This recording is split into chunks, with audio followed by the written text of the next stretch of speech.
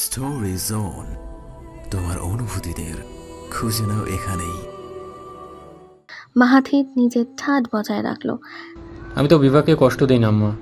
ওকে কি আমি নির্যাতন করি? জিজ্ঞেস করিন তো ওকে। ছেলের এমন কথায় আশাহত হলেন হাসিনা। শারীরিক নির্যাতনের থেকেও বড় মানসিক নির্যাতন।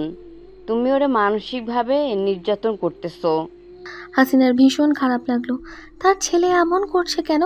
সে কি বুঝতে পারছে না যে এইভাবে সে নিজের জীবনটাকে নষ্ট করছে? হাসিনা দৃঢ় কণ্ঠে বলল, সময় থাকতে মূল্য দাও। মন থেকে উঠে গেলে কাইন্দাও কুল পাইবা না। মাহাথির হতাশ শ্বাস ফেলল। সবাই তাকে পেয়েছে নাকি?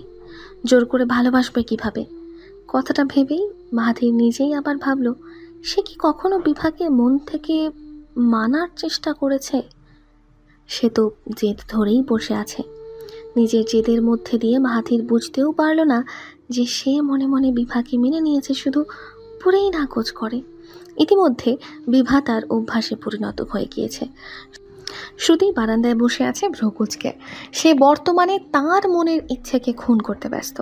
তার মনের ইচ্ছা হলো পার্থিবকে খুন করা, অথচ সে এখন তা করতে পারছে না। সকালে পার্থিব তাকে ফোন দিল। ফোন দিয়ে শুধু জিজ্ঞেস করলো, শ্রুতি, আমি শুনলাম আপনি নাকি হামিমকে রেখে এসেছেন, কথাটা কি সত্যি? পার্থিব জানে তবুও জিজ্ঞেস করা। শ্রুতিও গম্ভীর কণ্ঠে বলল, হ্যাঁ সত্যি। কাজটা কি ঠিক হয়েছে শ্রুতি? একবারও কি আমাকে বলা প্রয়োজন ছিল না? মাহাতির ভাইকে বলেছিলাম আমি গিয়ে দিয়ে আসবো। আমি আসা পর্যন্ত কি অপেক্ষা করা যেত না? পার্থিবের প্রশ্নে শ্রুতির মনে হলো সে আসলেই ভুল করেছে। কিছুই বলল না সে। সত্যি বলতে আসলেই অনুতপ্ত বোধ হচ্ছে এখন। অবশ্য এখন বোধ হয়েই বা কী হবে, যা করার তা তো সে করে ফেলেছে। শ্রুতি ভাবল সে সরি বলবে পার্থিবকে। শ্রুতির বলার আগেই পার্থিবের শান্ত কণ্ঠ ভেসে এলো, ভালো থাকবেন শ্রুতি, রাখছি। শ্রুতি অবাক এবং মন খারাপ নিয়ে নিজের ফোনের দিকে তাকিয়ে রইল। কিছুদিন ধরে একটা কাজ করছে। কাজটা ভীষণ ভয়ঙ্কর, আর তা হলো নিজের শ্বশুর অর্থাৎ আসাদ সাহেবের সাথে সময় কাটানো। লোকটা গম্ভীর হলেও নরম, তা শ্রুতি বুঝেছে। সেই থেকেই ওনার ঘরে এসে চুপচাপ বসে বসে কথা বলে। অন্যান্য দিন সাধারণত রাতে কিংবা সন্ধ্যায় আসতো। আজ হামিম নেই, সময় কাটছে না, সেই সাথে তার শ্বশুরও বাসায়। তাই আজ শ্রুতি বিকেলবেলাতেই এলো। সাথে নিয়ে এলো 2 কাপ কফি, বিস্কিট। ঘরে ঢুকতেই শ্রুতি দেখল তার শ্বশুর পাঞ্জাবি পরে চোখে চশমা দিয়ে গভীর মনোযোগের সাথে কাজ করছে। এখনও শ্রুতিকে খেয়াল করেনি। শ্রুতি কি চলে যাবে? শ্রুতি ঘুরতে নিলেই তার গম্ভীর শ্বশুর সরল গলায় ডেকে উঠল, চলে যাচ্ছ কেন? আসো। শ্রুতি ঘুরে নিজের হাতের ট্রে সহ বসল ছোট টেবিলে। আসাদ সাহেব শ্রুতির আনা কফি দেখে নিজের অপর পাশ থেকে চায়ের খালি কাপ নিচে নামিয়ে রাখলো। কাজ করতে করতে সে চা খায়। চা তার ইতিমধ্যে খাওয়া শেষ। তবুও সে শ্রুতিকে কিছু বলল না। মেয়েটা শখ করে তার জন্য এনেছে, তার বাবা হিসেবে তার খাওয়া উচিত। শ্রুতি ধীরে ধীরে কফির কাপ বাড়িয়ে দিল। আসাদ সাহেব তা দেখে হেসে ফেলল। মেয়েটা বাচ্চাদের মতো কাজ করে। আসাদ সাহেব ট্রে থেকে আর 1 কাপ উঠিয়ে শ্রুতির দিকে দিয়ে বলল, বাবাও খাক, মেয়েও খাক। কথাটা শুনে শ্রুতি চমৎকার করে হেসে ফেলল। কি সুন্দর কথা! কাগজপত্রের পাশে কিছু একটা লক্ষ্য করতেই আসাদ সাহেব ভ্রু কুঁচকে লাইন কেটে ফেলল। পার্থিব এদিক থেকে অবাক হয়ে গেল। সে তার বাবার সাথে ভিডিও কলে ছিল। বাবার বয়স হয়েছে, অনেক কিছুই বোঝে না, তখন পার্থিব তাকে সাহায্য করে। এত বছর ধরে যে তার বাবা তাদের সাথে ব্যবসা সামলেছে, এই কত না। তার বাবার সাথে শ্রুতিকে নিয়ে পার্থিবের আগেও কথা হয়েছে। সে জানতে পেরেছে শ্রুতি তার বাবার সাথে গল্প করে। আজ চোখেও দেখে নিল। ভালোভাবে অবশ্য দেখেনি, ফোনের অ্যাঙ্গেলটা ঠিক ছিল না, শুধু শ্রুতির হাতের ট্রে দেখা যাচ্ছিল আর টুকটাক কথা শুনতে পাচ্ছিল। পার্থিব কপালে ভাঁজ ফেলে ভাবল, তার বউ দেখি সে বাদে বাকি সবার সাথেই ভালো, তার মধ্যেই কি কোনো সমস্যা আছে নাকি? আসাদ সাহেব কফি খেতে খেতে টুকটাক গল্প করতে লাগলেন। গল্পের মাঝেই আসাদ সাহেব বললেন, ভালো কথা মা, তোমার বাবা আসছে কয়েকদিনের মধ্যেই। শুনে শ্রুতির ভালো মনটা খারাপ হয়ে গেল। বুঝল না শ্বশুরের কথা, ফট করে বলে দিল, তার আসার কি দরকার? উকুড়া কণ্ঠে নয়, সাধারণভাবেই প্রশ্ন করলো শ্রুতি। আসাদ সাহেব বলতে লাগলেন, বিয়ে আসবে আসলে বিজনেসের ব্যাপারে। অনেক বড় একটা প্রজেক্ট। এই প্রজেক্টের ব্যাপারেই তার সাথে আমার পরিচয় হয়। তবে এতদিন শুরু করা হয়নি, কিছুদিন পর থেকে শুরু হবে। এই প্রজেক্টে 70% লাভ তোমার বাবার হবে, বাকি 20% আমার সহ কিছু কোম্পানির। শুনে কিছু বলল না, মনে মনে আঁটতে লাগলো কিভাবে তার বাবার বিরুদ্ধে নতুন ঝামেলা পাকানো যায়। সময় ভীষণ মূল্যবান। সময় কখনো কারোর জন্য থেমে থাকে না। ধনী গরিব সকলের ক্ষেত্রেই সময় ন্যায্য কাজ করে। পৃথিবীতে আপাত দৃষ্টিতে ধনীদের মূল্য বেশি, অথচ সময় ধনী গরিব মানে না। পৃথিবীতে কখনো এমন শোনা যায়নি যে কোনো বড় লোক অনন্তকাল বেঁচে আছে। আর এই পৃথিবীর বুকে যেমন গরিবের মৃত্যু আছে, তেমনি ধনীদেরও। সময় শুধু একা যায় না, নিয়ে যায় মানুষের সুখ, দুঃখের স্মৃতি, কখনো বা মানুষের জীবন। এই যেমন আজকের সময় নিয়ে গেছে আমিনা বেগমের জীবন। বিভা শ্রুতি বসে আছে আমিনা বেগমের মৃতদেহের সামনে। সকাল সকাল এমন খবরে দুই বোন চলে আসে। বিভার সাথে এসেছে মাহাথির। হাসিনা আসতে পারেনি, সিদ্দিক সাহেবের অসুস্থতা বেড়েছে, তাই তাকে হামিমকে দেখে রাখতে বলে এসেছে মাহাথির। শ্রুতির সাথে এসেছে তানহা বেগম, রুমা বেগম। বাকিরা কেউ বাড়িতে নেই। হিয়ার সাথে হিমেল গেছে তার শ্বশুর বাড়িতে, প্রভা প্রত্যাশা নানু বাড়িতে। পার্থিবের বাবা চাচা পার্থিব সবাই একসাথে আছে চট্টগ্রামে, তাই খবর পাওয়া মাত্রই শ্রুতিকে নিয়ে তানহা আর রুমা বেগম চলে এসেছে। বিভার নির্নিমেষ তাকিয়ে আছে তার দাদির ফ্যাকাশে চেহারায়। বারবার মনে পড়ছে 3 দিন আগের বলা কথাগুলো যেন কানে বেজে চলেছে। তার দাদি অসুস্থ, বিভা চাইলেও তার দাদিকে নিয়ে যেতে পারতো না, তাই ভেবেছিল শ্রুতি হামিমকে নিয়ে খুব দ্রুতই আসবে, কিন্তু তার দাদি তো তাকে সময়ই দিল না। বিভা শ্রুতির দিকে তাকালো, শ্রুতি দাদির বুকে মাথা দিয়ে চুপ করে আছে।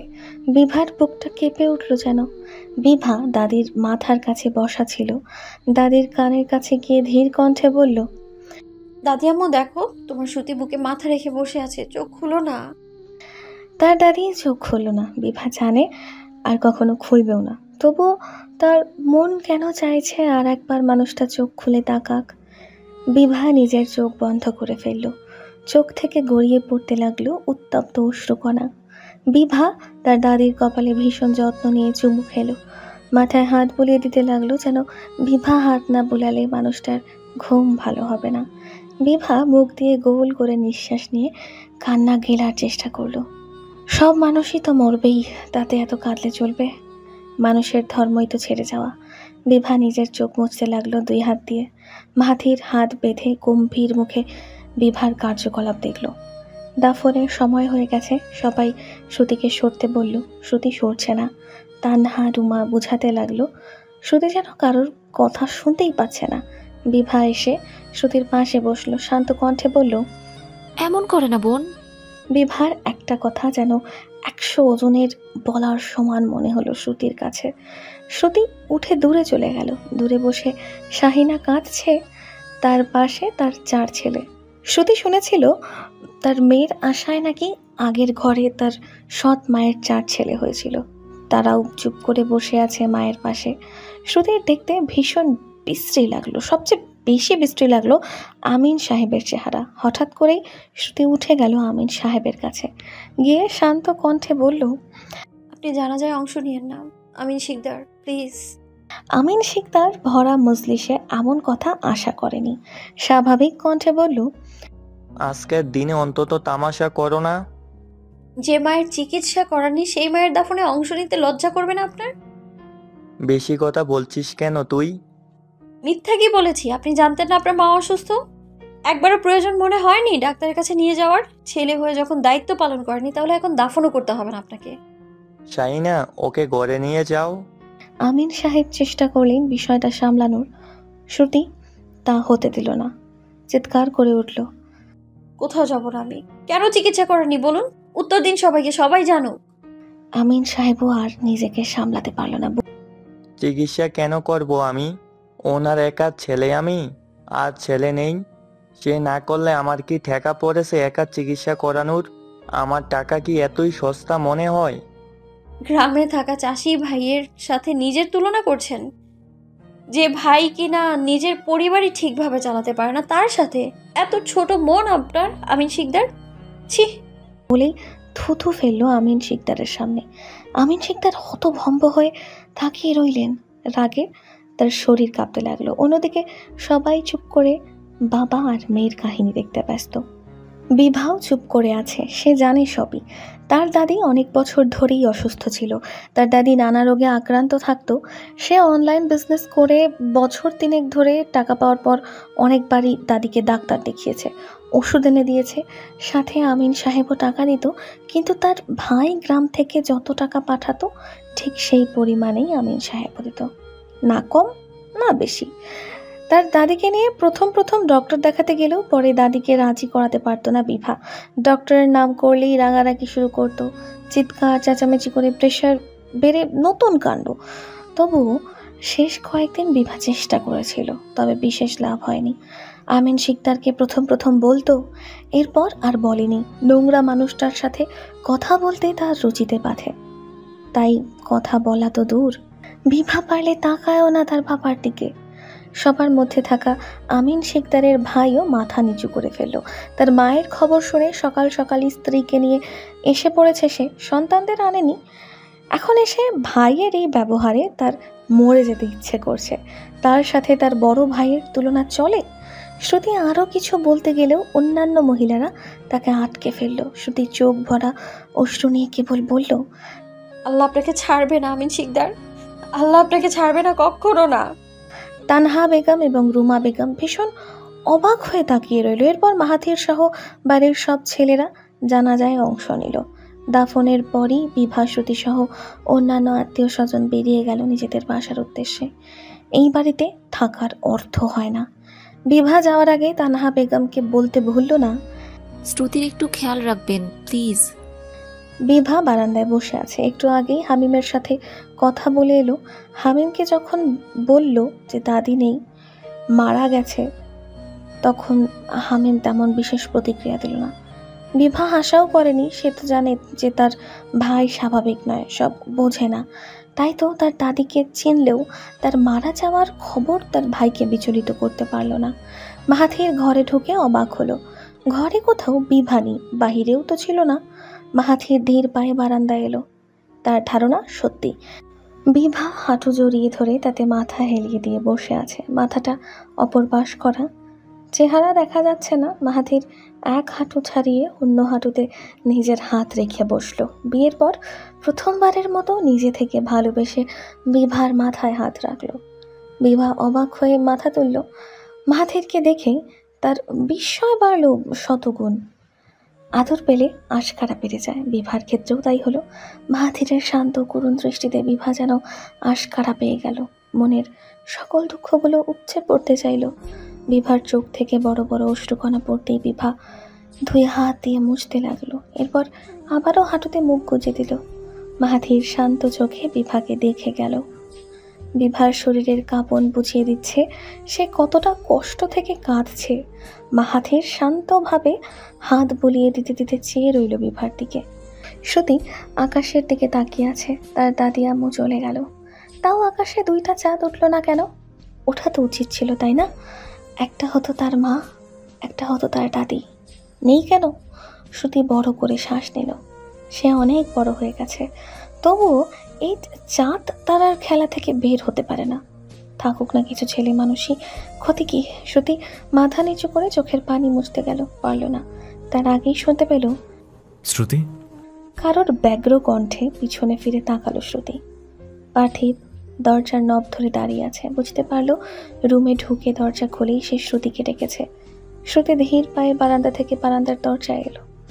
পার্থিবের দিকে লক্ষ্য করে দেখতে পেল সে ঘরের চারিদিকে চোখ বুলাচ্ছে আর জোরে জোরে শ্বাস নিচ্ছে। হাঁপিয়ে গেছে ভীষণ। নেভি ব্লু ব্লেজারের নিচের শার্ট ঘামে ভেজা, মুখও ঘেমে আছে। পার্থিব শ্রুতিকে দেখি বড় বড় পা ফেলে এসে শ্রুতিকে জড়িয়ে ধরল। হঠাৎ আক্রমণে পিছিয়ে গেল শ্রুতি। পার্থিব এক হাতে শ্রুতির মাথা বুকে চেপে ধরে আছে, অন্য হাত শ্রুতির পিঠে। শ্রুতির নীরব দুঃখরা যেন ডানা ঝাপটে বেরিয়ে এলো, চোখ দিয়ে পড়তে থাকলো অশ্রু। ফুপিয়ে উঠল শ্রুতি। অন্যদিকে পার্থিব শ্রুতিকে জড়িয়ে ধরে বলছে, I am sorry Shruti, I am really sorry. আমি জানতাম না এমন কিছু হবে, আমাকে মাফ করে দিন প্লিজ। শ্রুতি কিছু বলল না। পার্থিব তার কাছে ক্ষমা চাইতেই থাকলো। পার্থিব খবরটা পায় সকাল 11টায়, যেখানে 12টায় জানাজা দেওয়া হয়েছে। তখন অনেক বেশি দেরি হয়ে যায়। ইমার্জেন্সিভাবে আসার চেষ্টা করেছিল, সম্ভব হয়নি। আর এসেও সে জানাজায় অংশ নিতে পারতো না। তবুও চেষ্টা করেছে যথাসম্ভব দ্রুত চলে আসতে। পার্থিব শ্রুতিকে জড়িয়ে ধরে জোরে জোরে শ্বাস নিচ্ছে। শ্রুতির কাঁপনে বুঝতে পারলো মেয়েটার কাঁদতে কাঁদতে হিচকি উঠে গেছে। পার্থিব শ্রুতির সারা মুখে চুমু খেলো, কপালে চুমু খেয়ে আবারও জড়িয়ে ধরলো। পার্থিবের আদরে শ্রুতির কান্না থামার বদলে বাড়ল। শ্রুতি শান্ত হচ্ছে না। পার্থিব শ্রুতিকে বসিয়ে পানি খাওয়ালো, হিচকি তখনও থামেনি। পার্থিবের কাছে শ্রুতির এই অবস্থা দেখতে ভালো লাগছে না। সে বিছানায় বসে শ্রুতিকে আবারও নিজের বাহুতে আবদ্ধ করে নিল। কিছু সময় ওভাবেই অতিবাহিত হয়ে গেল। পার্থিবকে অবাক করে দিয়ে শ্রুতি পার্থিবের বুকেই ঘুমিয়ে পড়ল। হ্যালো ডিয়ার লিসেনার্স, আপনারা শুনছেন স্টোরিজ অন প্রেজেন্স ধারাবাহিক পর্ব গল্প। আমাদের সামগ্রিক প্রচেষ্টাকে উৎসাহিত করতে লাইক এন্ড কমেন্ট করতে ভুলবেন না। Thank you. পার্থিব যত্নের সাথে আগলে রাখলো। মনে মনে ভীষণ আফসোস হলো। সে কাজের জন্য দূরে না থাকলে সে নিজেও জানাজায় অংশ নিতে পারত। তার দাদিকে যতটুকু দেখেছিল ভীষণ ভালো মানুষ ছিল তিনি, সাথে বেশ মজার। অল্প পরিচয়ই ভালো সাক্ষাৎ করে উঠেছিল। এরপর চোখের পলকে কোথায় দিয়ে 5.5 মাস পেরিয়ে গেল পার্থিব বুঝতে পারল না। মাঝে ফোনে কথা অবশ্য হয়েছে, তবুও দেখা তো হয়নি। তার উচিত ছিল দেখতে যাওয়া। ইস, বড্ড আফসোস হচ্ছে। আফসোস হয়েও উপায় নেই। মানুষটা চলে গেছে, আর ফিরবে না। একজন মানুষ চলে যাওয়ার পরে আফসোস ছাড়া আর কিছুই থাকে না। মির্জা গালিবের কাব্যানুবাদে একটা কথা আছে, সন্ধ্যা কাটে না অথচ বছর কেটে যায়। কথাটা হয়তো শতভাগ অংশে সত্যি। আমরা মানুষ প্রজাতিরা একটা সন্ধ্যার পার করতে হিমশিম খাই, কিভাবে সময় কাটাবো ভেবে উঠতে পারি না। অথচ কোথায় দিয়ে বছর চলে যাচ্ছে সেই খবরও আমাদের রাখা হয়ে ওঠে না। দিনের হিসাব করতে গেলে বোধহয় মিলাতেও পারবো না। আচ্ছা, কোথায় দিয়ে যায় সময়? এই যে পার হয়ে গেল 15 দিন চোখের পলকে। কাল বাদে পরশু বিভা মাহাতির শ্রুতি পার্থিবের বিয়ের 6 মাস পড়বে, অথচ ভাবতে গেলে মনে হয় 2 দিন আগে না বিয়ে হলো। মাহাতির বের হলো অফিস থেকে, তাকে কিছুটা উদাসীন দেখাচ্ছে। মাহাথির বের হলো অফিস থেকে, তাকে কিছুটা উদাসীন দেখাচ্ছে, সাথে চিন্তিত। মাহাথির অফিস থেকে বের হয়েই এদিক ওদিক তাকিতুকি করতে লাগলো। কাঙ্ক্ষিত জিনিসটা হয়তো পেল। বড় বড় পা ফেলে এগিয়ে গেল শপে। আশেপাশে আর কোনো দোকান নেই এখানে। তাছাড়া তার বাড়ির সামনে থেকে যে কিনবে সেখানেও নেই। মাহাথির শপ থেকে 1 বক্স আইসক্রিম কিনে ফেলল। আইসক্রিম কিনে কপালের ভাঁজ আরও দৃঢ়ভাবে ফেলল। বিভা কি চকলেট ফ্লেভার পছন্দ করে আদৌ? মাহাথির বক্সের দিকে তাকালে দেখলো সেখানে 2টো ফ্লেভারের ক্রিম মিক্স করা আইসক্রিম, অর্ধেক চকলেট অর্ধেক মিল্ক ফ্লেভার, উপরের ছোট ছোট চকলেট চিপস। মাহাথির পকেট থেকে মানি ব্যাগ বের করে দেখলো পকেটে আরও 300 টাকা অবশিষ্ট আছে। সে ঘুরে যেতে নিলেই শুনতে পেল, আইসক্রিমের বক্স বুঝি আমার জন্য কিনলি? মাহাথির পাশে তাকিয়ে কিছুটা হকচকিয়ে গেল। আনাস কখন এলো? সে নিজের মনের ভাবটা গলায় প্রকাশ করলো, তুই বাড়ি যাসনি? যাইনি। আসলে আমার বন্ধুকে কোন ভূতে ধরলো সেটা দেখতেই এসেছিলাম। তুই কবে থেকে আইসক্রিম খাওয়া শুরু করলি মাহাথির? আইসক্রিম খেলে না তোর ঠান্ডা লাগে? মাহাথির চুপ করে গেল, পলক ফেলল বার কয়েক। এই আনাস কতক্ষণ ধরে তাকে লক্ষ্য করছে। সে আনাসকে লক্ষ্য করলো না কেন? সে কি এতই উদাসীন ছিল? একদম দিন ধনিয়া ভুলে যাওয়ার মতো উদাসীন। কিন্তু কার জন্য? বিভার জন্য? কি রে বল। আমি বিভার জন্য নিলাম আর কি। বাসায় একা মেয়ে মানুষ, খাবে আর কি। মাহাথির কি বলবে ভেবে পেল না। মাথা এদিক ওদিক ঘুরিয়ে থেমে থেমে অগোছালো কথা দিয়ে নিজের উত্তর শেষ করলো। সে মিথ্যা বলতে পারে না। তার মুখ দিয়ে মিথ্যা বের হতে গেলে সত্যরা প্রতিযোগিতা করে আগে বের হয়ে যায়। ঠিক যেমনটা এখন হলো। হামিম উচ্চারণ করতে গিয়েও বিভা উচ্চারণ করে ফেলল। মাহাথির চারিদিক তাকিতুকি করে উসখুস করতে লাগলো। আনাস মাহাথিরের অবস্থা দেখে অন্যদিকে তাকিয়ে মুখ হাঁ করে 2 হাত দিয়ে নিজের গাল চেপে ধরলো। উদ্দেশ্য নিজের হাসি থামানো। নিজেকে স্বাভাবিক করে মাহাথিরের দিকে ফিরল আনাস। নিজের সাথে যুদ্ধ করে কেবল মুখ দিয়ে বের করলো, ও আচ্ছা, কথা বলতে গেলেই হাসি বের হচ্ছে। মহা ঝামেলায় পড়ল তো আনাস। আনাস নিজের হাসি প্রকাশ করে মাহাথিরকে অস্বস্তি দিতে চাচ্ছে না, নিজের হাসিও আটকাতে পারছে না, তাই বলল, বন্ধু বাড়ি গেলাম। মাহাথির মাথা নেড়ে সায় দিয়ে অন্যদিকে ঘুরল। আনাস তা দেখে বলল, কিরে ওইদিকে আবার কই যাস? মাহাথির আগের মতোই অস্বস্তি নিয়ে নিজের হাত উঁচু করে বক্স দেখিয়ে বলল, স্ট্রবেরি ফ্লেভার কিনতে যাচ্ছি। এটা ফিরিয়ে দিবি? না, দুটো নিব। কোনটা খায় জানি না আর কি। এটা না খেলে টাকা নষ্ট না? হ্যাঁ তাই তো বলেই আনাস মুখ ফিরিয়ে নিল। মাহাথিরের লজিক শুনে হাসবে না কাঁদবে বুঝতে পারল না, হেসেই দিল প্রাণোচ্ছল হাসি। তার বন্ধু সত্যি একটা গর্ধব। যাক, আল্লাহ তাও সুবুদ্ধি দিচ্ছে, এই বা কম কি। বাইক চলছে স্বাভাবিকের থেকে একটু বেশি গতিতে। শাঁ শাঁ আওয়াজ তুলে রিক্সা সিএনজি পেছনে ফেলে এগিয়ে যাচ্ছে মাহাথির। সে ভীষণভাবেই চিন্তিত, তবে সে জানে যে বেহুদা চিন্তায় সময় নষ্ট করছে। তবুও চিন্তাই হয়। চিন্তা কখনো যৌক্তিক বা অযৌক্তিক চিন্তা হয় না। সেই চিন্তার কথা মাথা থেকে ধাক্কা মেরে বের করার চেষ্টা করলো, হয়তো সফল হলো। রাস্তায় মনোযোগ দিল, তবে মানুষ পটেই ভেসে উঠল নতুন দৃশ্য। আর সকালে সে যখন ঘর থেকে বের হতে নিল, বিভা এগিয়ে এলো, প্রতিদিনের মতো ফু দিয়ে দিল। ঠিক তখনই ঘটল বিপত্তিটা। মাহাথির যখন চোখ তুলে তাকালো, দেখতে পেল বিভার কপালের দুই পাশ পেয়ে দুফোঁটা ঘাম পড়তে পড়তে গলায় এসে ঠেকলো। এরপরেই সে বের হয়ে গেল ঘর থেকে, অথচ বিভার মুখটা ভুলতে পারল না। আশ্চর্যজনকভাবে সে বিভার কথাই ভেবে গেল সারাটা সকাল, সারাটা দুপুর, সারাটা সন্ধ্যা। এই কারণেই তো আইসক্রিম কেনা। গরমে আইসক্রিম খেলে ঠান্ডা লাগবে। বলা বাহুল্য তার কিছুক্ষণ আগের চিন্তাও ছিল বিভাকে নিয়ে, তবে সে তো বিভাকে ভাবতেই চায় না। ভাবছে কেন তাহলে? দরজা খুলল বিভা, খুলেই সরে গেল পাশে। মাহাথির হাতের ব্যাগ বাড়িয়ে দিল। পলিথিনে স্পষ্ট দেখা যাচ্ছে আইসক্রিম।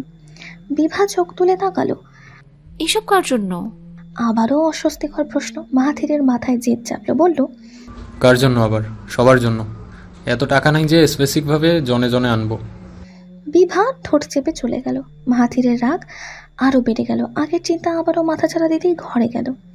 ঘরে ঢুকেই বিভার ফোন খুঁজতে লাগলো সে। আল্লাহ হয়তো সহায় হলো, খুব সহজেই পেয়ে গেল টেবিলের উপর। সে গিয়ে ফোন তুলতেই দেখলো ফোনের লক।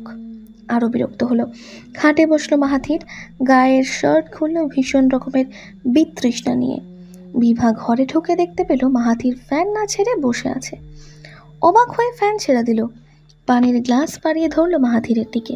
মাহাথির পানির গ্লাস নিল। বিভা যেতে নিলে মাহাথির স্বাভাবিক কণ্ঠে ডাকলো, বিভা, ফোনে কি কিছু হয়েছে? মানে ডিসপ্লে প্রবলেম বা সামথিং? বিভা এমন প্রশ্নে তাকিয়ে রইল, বলল, না, কেন? এমনি, যাও তুমি। তার মানে ফোনে কোনো সমস্যা হয়নি? তাহলে কি ব্যালেন্স ছিল না নাকি? মাহাথির নিজের ফোন অন করলো। বিকাশে ঢুকে বিভার ফোন নাম্বারে রিচার্জ করে দিল 100 টাকা, সাথে দিল 120 মিনিট। কাজ শেষ করেই বিছানায় চিত হয়ে শুয়ে পড়ল। তাকে দেখতে লাগলো 3 পাখার ঘূর্ণন। মাহাথির বিয়ের 1 সপ্তাহ পর থেকে অফিস জয়েন করে, আর বিভা মাহাথিরের অফিস জয়েনের পর থেকে প্রত্যেক দিন ফোন দেয়। গুনে গুনে 3 বার ফোন দেয়, 3 প্রয়োজনে। সকাল 9টা বাজে, দেওয়ার কারণ ফোন করেই জিজ্ঞেস করে ভালোভাবে পৌঁছেছেন মাহাথির। দুপুর 2টা বাজে দিয়ে বলে মাহাথির খাবার দিয়েছে, খেয়ে নিন প্লিজ, খাবারের উপর রাগ দেখাবেন না। সন্ধ্যা 6টায় দিয়ে বলে সাবধানে আসবেন, বাইক বেশি জোরে চালাবেন না, আপনার জন্য কেউ অনেক চিন্তা নিয়ে অপেক্ষায় থাকে। 3 ফোনে বাড়তি কোনো কথা বিভা বলে না। আগে যখন বাসা থেকে খাবার দিত না, তখন শুধু বলতো খেয়ে নিতে। বিভা যতটুকু বলার ততটুকু বলে ফোন কেটে দেয়। অথচ আজ প্রথমবারের মতো বিভা তাকে ফোন দেয়নি। ভাবতেই মাহাথিরের মনে হলো তার বুকে কোনো ভারী বস্তু দিয়ে চাপ দেওয়া হলো। প্রথমত বিভার ঘরমাক্ত মুখ, দ্বিতীয়ত ফোন না দেওয়া। সব মিলিয়ে দিনটা কাটলো জঘন্য বিষাক্ত তেতো। অথচ নিজের এমন অবাঞ্ছিত কষ্টের কারণ মাহাথির খুঁজে পেল না। সে বিভার জন্য চিন্তা করছে ভাবতেই মনে হলো সে মাহাথির নয়, অন্য কেউ। আচ্ছা, তাকে কি জিন ভূত ধরলো? গ্রামে শুনেছিল খারাপ বাতাস লাগে, তারও লেগেছে নিশ্চিত। নয়তো সামান্য ব্যাপারে কেউ এতটা উদ্বিগ্ন হয়? ফোন না করাতে কারোর বুকে চাপ সৃষ্টি হতে পারে, এমন মানুষও আছে নাকি দুনিয়াতে? আচ্ছা, সে কি পাগল হয়ে গেল? নয়তো এইসব কি হচ্ছে তার সাথে? মাহাথির নিজের চুল খামচে ধরলো। সে নিজেকে চিনতে পারছে না, নিজেকে বড্ড অচেনা লাগছে। সে মাহাথির হতে পারে না, একদমই পারে না। রাতে খাওয়ার সময় মাহাথির জানতে পারলো হামিম আজ অসুস্থ হয়ে পড়েছিল, মুখ নীল বর্ণ ধারণ করেছিল। শুনে মাহাথির প্রচণ্ড অবাক হয়ে গেল। আরও জানতে পারলো বিভা সারাদিন হামিমের পিছনেই ছিল। মাহাথির আড়ালে দীর্ঘশ্বাস ছাড়ল। বিভা তাহলে এই কারণে তাকে ফোন দিতে পারেনি। মাহাথির ভাবলো হামিমকে দ্রুতই অপারেশন করানোর ব্যবস্থা করবে। খাওয়ার পরে উঠে মাহাথির হামিমের ঘরে গেল। হামিমের ঘর বলতে আগে মাহাথির এই রুমটাকে স্টোর রুম বানিয়েছিল। এরপর যেদিন হামিম এলো সেদিন সে নিজেই সব কিছু পরিষ্কার করে ধোয়া মোছা করে ঝকঝকে নতুন রুম বানিয়ে দিল। এরপর আনা হলো নতুন একটা সরু খাট, একটা খাটের পাশে ক্যানভাস সহ কিছু সামগ্রী, একটা দুটো কৃত্রিম গাছ, সব মিলিয়ে ছিমছামভাবে রুমটা সুন্দর। বড় জানালা থেকে আলো এসে রুমটাকে আরও প্রকৃতির সৌন্দর্যে ভরিয়ে তোলে। মাহাথির তাকালো হামিমের ঘুমন্ত মুখের দিকে, ছোট টুলে টেনে বসলো খাটের সামনে, কপালে ভাঁজ ফেলে বলল, তুমি অসুস্থ হতে গেলে কেন ব্রাদার? তোমার জন্য তোমার আপা আমাকে ফোন করতে পারলো না, আর আমি চিন্তায় ভাবলাম ফোন খারাপ টারাপ হয়ে গেল কিনা, নাকি ফোনে ব্যালেন্স শেষ। অথচ সে ছিল তোমার পিছে। এসবের মানে হয়? কথাগুলো বলার পর মাহাথির হতভম্ব হয়ে গেল নিজের কথায়। সে এসব কি বলছে, আশ্চর্য। সে খাওয়ার পর ভাবলো হামিমকে দেখে ঘুমাবে। ভালো মন নিয়ে এলো, অথচ মুখ থেকে এসব কি বের হয়ে গেল? সে কি আসলেই পাগল হয়ে গেল? নিজেকে নিয়ে চিন্তায় মাহাথিরের মুখ শোচনীয় হয়ে উঠল। শ্রুতি বসে আছে, এক ধ্যানে তাকিয়ে আছে মেঝের দিকে। পার্থিবকে সে গত 10 দিন থেকে এড়িয়ে চলছে। যেই সেই এড়িয়ে চলা নয়, ভয়ঙ্কর রকম এড়িয়ে চলা। পার্থিব খেতে বসলে সে পরে খায়, পার্থিব কথা বলতে এলে ঘুমের অজুহাত দেখিয়ে ঘুমিয়ে পড়ে, আবার রাতে পার্থিব ঘুমানোর পর চোরের মতো রুমে ঢোকে। এইসব এড়িয়ে চলার পিছনের কারণ, সে পার্থিবকে ভীষণ লজ্জা পাচ্ছে। তার দাদি মারা গেছে 15 থেকে 16 দিন হয়। সে যখন দাদির মৃত্যুটা কোনোভাবে সামলে উঠল, তখন তার মাথায় কেবল ঘুরতে লাগলো পার্থিবের স্পর্শগুলো। এর আগেও পার্থিব তার কাছে এসেছে, হাত ধরেছে, পেছন থেকে জড়িয়ে ধরেছে, দুষ্টুমি করেছে, কিন্তু ওই দিনের জড়িয়ে ধরা, চুমু খাওয়া, সব ভাবতেই শ্রুতির গা ঝাড়া দিয়ে ওঠে। কি ভয়ঙ্কর লোক! পার্থিব রুমে ঢুকতেই শ্রুতি চমকে উঠে দাঁড়ালো। ইস, আজকে ভুল হয়ে গেল, উনি ঘুমানোর পরে ঢোকা উচিত ছিল ভেবেই আবার বসে পড়ল। পার্থিব শ্রুতির সামনে এসে দাঁড়িয়ে রইল, কিছু না বলেই কেবল শান্ত চোখে দেখে গেল। শ্রুতি নিজের লজ্জার সামনে রাগী কণ্ঠে ধমক দিল, এভাবে তাকিয়ে আছেন কেন? ঘুমোতে যান। আমার সাথে ঘুমাতে চাচ্ছেন? পার্থিবের নির্লিপ্ত কণ্ঠে শ্রুতি মনে মনে চমকে উঠল। ওনার সাথে ঘুমাবে কেন শ্রুতি? শ্রুতি আবারও ধমকে উঠল, অসভ্যের মতো কথা না বলে শুয়ে পড়ুন, রাত হয়েছে। আপনার জন্য রাত বসে থাকবে না, রাতের কাজ শেষ হলে রাত দিন হয়ে যাবে। আপনি আমার জায়গায় বসে আছেন শ্রুতি, তাই বলছি। আপনি কি আমার সাথে ঘুমাবেন? আমার কোলে ঘুমাতে চাচ্ছেন? না চাইলে আমি আপনার কোলে ঘুমাই, আমার সমস্যা নাই। শ্রুতি হতভম্ব হয়ে উঠে গেল, সাথে ভীষণ লজ্জাও পেল। সে খেয়াল করেনি যে সে পার্থিবের খাট নামক উঁচু তোষকে বসেছিল। শ্রুতি বিছানায় চলে যেতে নিয়েও গেল না, পার্থিবের দিকে তাকিয়ে নিজের দোষ পার্থিবের ঘাড়ে চাপিয়ে দিল। আমি এখানে বসেছি বলে তাতে কি হয়েছে শুনি? যখন দেখলেন আমি এখানে বসে আছি, আপনার কি উচিত ছিল না খাটে গিয়ে ঘুমিয়ে পড়া? না ঘুমিয়ে এখানে দাঁড়িয়ে থেকে আবার বড় বড় কথা বলছেন। ঝাঁঝালো কণ্ঠের কথা শেষ করে খাটে উঠে কাঁথা মুড়ি দিল শ্রুতি। পার্থিবের দিকে তাকাতে লজ্জা করছিল, তবুও অনেক কষ্টের রাগ ছেড়ে এলো সে। অন্যদিকে পার্থিব ভ্রকুচকে তাকিয়ে রইল তোষকের দিকে। এমন হাম্মক বউ তারই হতে হলো? হ্যাঁ, তারই হতে হলো। শ্রুতি শুধুই তারই বউ, তার মেহমান বউ ভেবেই নিজের ঠোঁটে হাসি ফোটালো পার্থিব। তবে চিন্তাও আছে, শ্রুতি কি কখনো তার আপন বউ হওয়ার চেষ্টা করবে না? সারা জীবন মেহমান বউ হয়েই থেকে যাবে? সোফাতে বিমর্ষ মুখে বসে আছে শ্রুতি, মাথার পিছন দিকে অসহ্য ব্যথা করছে। সব কিছু বিষাক্ত, তেতো, পানসে লাগছে, অথচ তার আশেপাশের মানুষের প্রতিক্রিয়া ভিন্ন। সবাই কাজে ব্যস্ত, তার শাশুড়ি, চাচি শাশুড়ি থেকে সবাই টুকটাক কাজ করছে। আজকে সব থেকে বেশি ব্যস্ত হওয়ার কথা ছিল শ্রুতির, কারণ আমিন শিকদার আসছে। তার বাবা মেয়ের শ্বশুর বাড়িতে এলে মেয়ের ব্যস্ততাই হয়তো সকলের কাম্য থাকে, ধুর, যা করার তা তো সে করেই ফেলেছে, তবে এত তিক্ততা কেন? বরং তার বাবা না এলেই তার চিন্তা হবে। শ্রুতি পাশে তাকালো। প্রভা প্রত্যাশা বসে আছে। দুজনের সাথে তার ভাব অনেক আগেই হয়েছে। প্রত্যাশা মেয়েটা একটু রাগী ধাঁচের হলেও ভালো। শ্রুতি দেখলো প্রভা প্রত্যাশার সামনে বাদাম ছড়ানো, অথচ তারা খাচ্ছে না। দুজনে একসাথে ফোনে কিছু একটা করছে। শ্রুতি সরল প্রশ্ন করলো, স্টোরি জোন, তোমার অনুভূতিদের খুঁজে নাও এখানেই।